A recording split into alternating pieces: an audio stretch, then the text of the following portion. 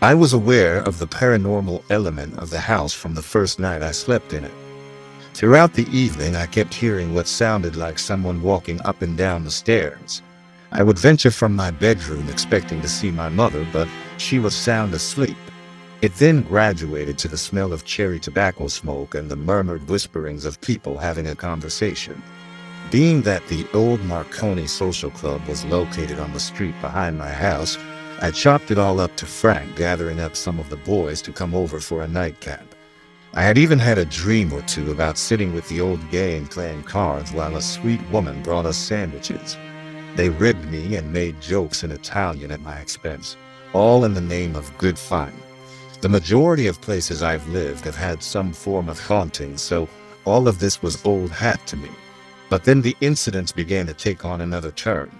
Impish pranks like something a child would do, the touching of the feet sticking out from under the blanket, items being moved to other locations, and small things disappearing.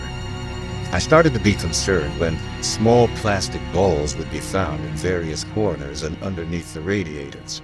It occurred to me that I didn't have the full cast sheet on who else had resided inside these walls. The home was built sometime during the 1890s, and what followed after that was known as the Pioneer Period. When a large group of Italian immigrants settled into a territory of the Irish, they were not met with open arms. This was an age of extreme racism and violence. Murders were commonplace, and blood soaked the earth. At the same time, the Black Hand had made its way across the ocean, and Sicilian extortionists did their worst to the people from their own country. Pile on top of that the horrors of the mining industry, and the number of the dead begins to rival the living. With all of these secrets, it would be impossible for me to ever find out the true history of my building. One day, while trying to figure out why I was the only house on the street with a large yard, I noticed the numbers on all of the houses on Chestnut. Even numbers to the right, odd on the left, and all in sequential order.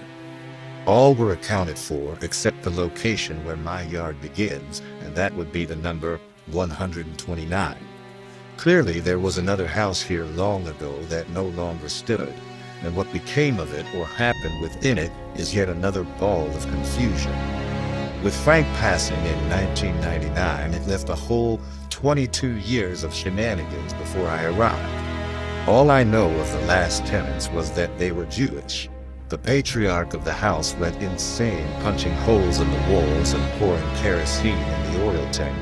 And they had a little boy who couldn't sleep in the bedroom that was now mine. They painted 3 black mountains on the wall, and I have no clue what the significance of that was. I've seen the same exact mountains painted on the windows of other homes in the area, and I'm afraid to even ask.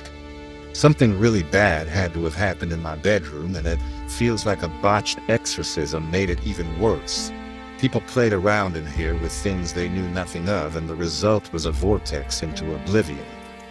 This was less of a house and more of a spiritual train station.